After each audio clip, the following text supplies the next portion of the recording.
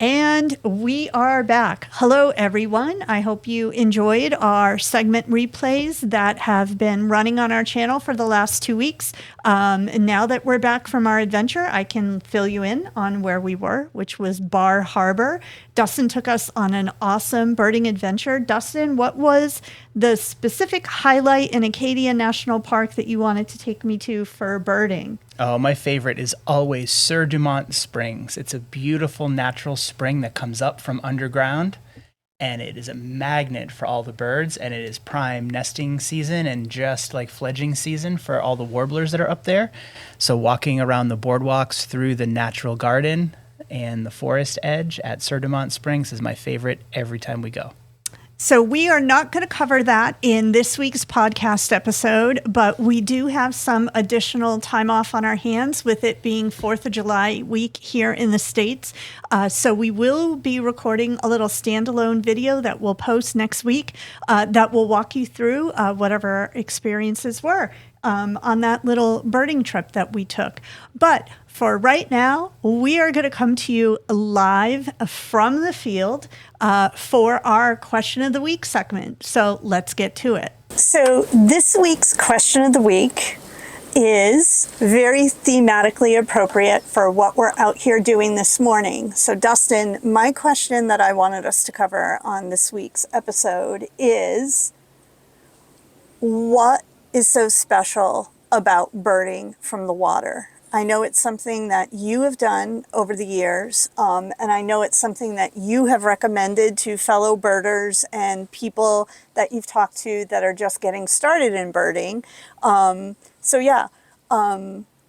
Let's talk about this. Yeah, birding from the water is just more immersive. And one of the first times I took my binoculars out in a kayak, I realized the birds just didn't care that you were kind of slowly floating below them or near them. You can't move fast in a kayak and in a raft or even a rowboat or whatever. So it's fun, it's more immersive, and you can actually get closer to the birds. And often, especially in a kayak, you're down low and you're kind of at their level. So you get really good perspectives for seeing birds in a different way and for great photography too. So what made you decide to try out birding from the water to begin with? Was this just something that came to you, or was it accidental? What was that first couple of experiences like? Birders have a hard time not birding when they're out in nature. So when I got my first kayak, it was just a natural fit, and I realized it was a good match of two things I love to do, and you put them together, and there was an absolute synergy because it got you immersed in that thing, and before you knew it, it was like 3-4 hours gone by, and you'd be texting me, "Where are you? We got to get ready for this thing." Yeah. You know? Birding in the water versus when you're on dry land and birding. What are some of the differences in the experience? What have you experienced differently? You talked a little bit about some of the advantages, that you're more slow moving, it's easier to get closer to some of the birds. But do you see anything differently than you do from on land? Yeah, I mean, one thing is you're obviously locked into a wetland habitat, even if it's open water versus marsh like is behind us. So it locks you into certain species, pros and cons, right? You get some species that you have a very hard time seeing from land, things like green herons and bitterns, there goes an eastern kingbird, that kind of stuff.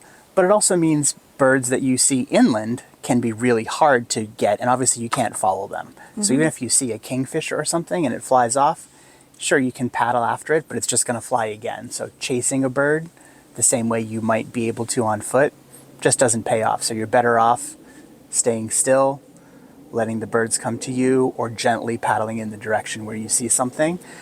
So from a technique perspective, I love to just sort of, if I see a bird that I want to get closer to, take a couple of gentle, quiet strokes, glide, come to a stop, spend a minute or two, a couple of quiet strokes, and you can, by being unobtrusive in the environment, you can definitely get closer to a bird, but it also forces you to spend more time looking at other stuff, and sometimes you see different angles or different animals that you didn't expect. Mm-hmm. Are there any particular watercrafts that you prefer over others? Yeah, I think absolutely the most accessible way is to get a kayak, because there's entry-level kayaks now, $200-$300, really accessible for most people. And if you have a local nearby body of water, you don't need a trailer, that kind of stuff. There's even inflatable and foldable kayaks now. Yeah, so then in addition to kayaks, rowboats are really, one of the big advantages of a kayak is it gets you down low on the water. You get really good angles. I like to paddle up to the mud flats and see oftentimes there's like least sandpipers and semi-palmated plovers, killdeer, turtles, green herons, all those kinds of things. And to be down low at their eye level on the water is perfect. I think kayaks are almost the perfect vessel for that. The only drawback with a kayak is you can't easily set up a tripod.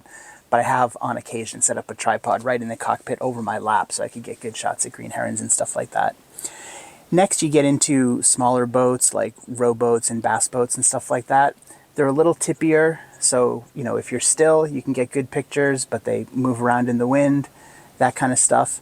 And we're just learning how to bird on our new craft here. So this is a homemade raft that we built, and it's turning out to be a perfect birding platform, just like I'd hoped.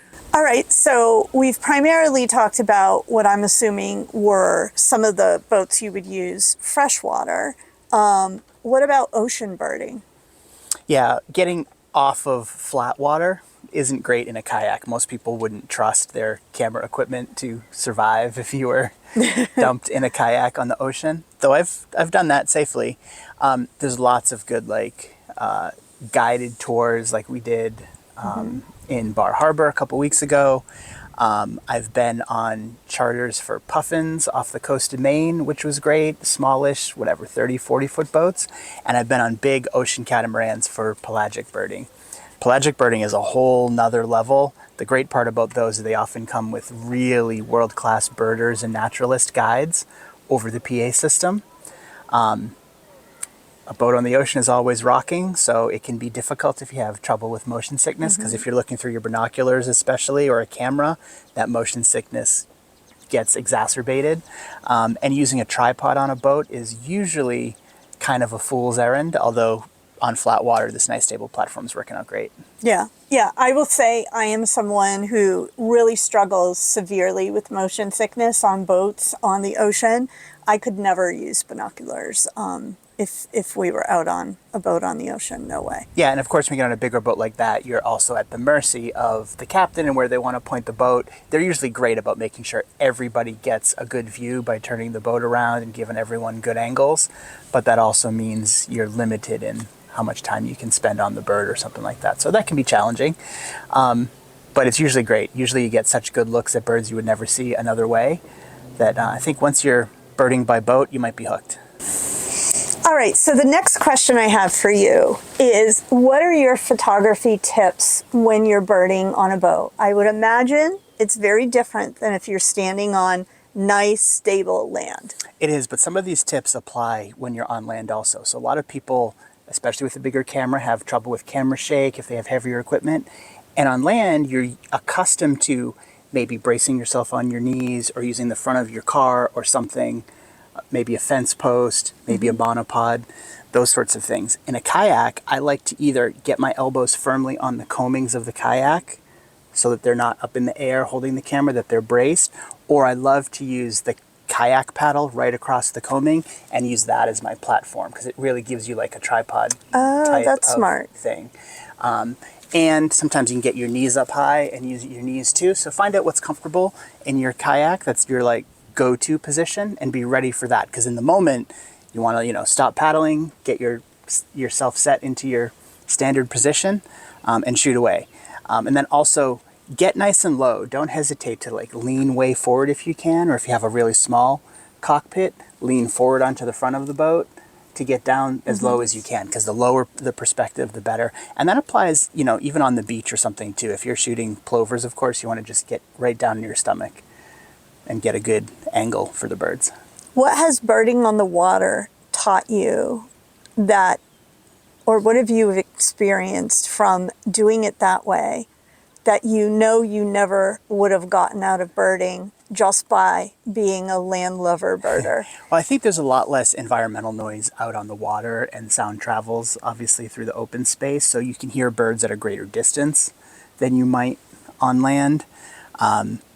They tend to be focused on what they're doing and not care about you so much. So you see the bird behavior a little bit better. And then finally, like, just being in their environment and part of their environment just feels different by boat. And I think that's what I like about it the most. Okay. Now I'm going to ask what is going to be the fun question for any birders watching, and probably for you as well. So we've been out here for how long today? An hour and a half or so far. Okay. What's the bird report? Like, what have we seen? So set the stage. Where are we right now? And what have we seen in the time we've been out here? Yeah, so we're out on the far end of the lake that we live on, which is in suburban Boston. So we've got a lot of common northeast birds. I'd say the osprey diving to the water was the highlight so far. But we've seen a number of kingfishers. We saw a family of mallard ducklings with their hen, as well as a family of wood ducks. Really young wood ducklings, actually. They were at least 9 or 10, less than a week old, maybe even just 3 or 4 day old wood ducklings. I look forward to seeing those pictures up more closely. Yeah, so those wood ducks, we had posted video of the one nest box that's closest to our house, so it had a Wi-Fi signal for a camera. This isn't that family of ducks, right? It's definitely not. The ducklings that we saw today were much too small to be the ones that we watched jump 5 weeks ago. Okay, awesome. Any last thoughts on birding from the water that you want to share with our friends on YouTube to encourage them to give it a shot if they haven't already? Yeah, and we should definitely put a shot of the mud flats over this, because in a kayak especially, you can really get in like through the lily pads and up to the edges of the mud flats. And birds have excellent camouflage. So what looks like a bunch of empty muddy lily pads almost always has birds foraging on it. So scan those all the time, look for the birds you can't see, and don't be afraid of getting like stuck in the mud. One of the great techniques for kayaking is to separate your paddle if you're in the mud, and you can use it like crutches to push yourself over the mud flat a little bit. And by doing that, it can also give you a more stable platform, because you can kind of like park yourself up on the mud so you don't drift away. And then you're still when you're on a good bird. Or if there's like a thick spot you have to get through, but you see that there's clear water ahead, you can use this method to kind of get you over the hump, so to speak.